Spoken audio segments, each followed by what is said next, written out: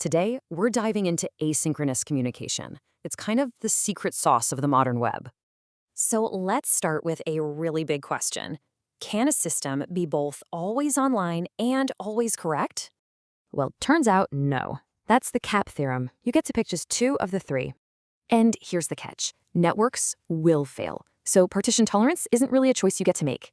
This forces you into a tough spot. Perfect data, like a bank, or constant uptime, like social media.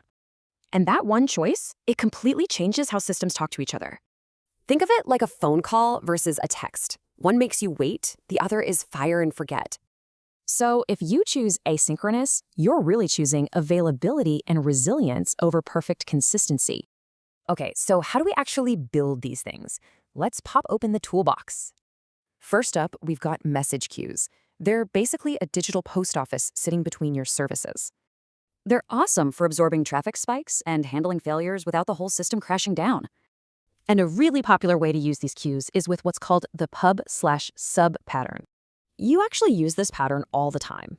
Just think about your social media feed for a sec. First, a user, that's the publisher, posts a photo. That action creates an event. Then a message broker, kind of like a traffic cop, grabs that new photo event. Finally, all the subscribers, like your followers' feeds, get the event, and bam, the new photo appears. But what about something complex, like an online order? For that, we need the Saga pattern. A Saga just breaks down a giant transaction into a bunch of smaller, more manageable steps. Which, raises a pretty critical question. What if one of those steps actually fails?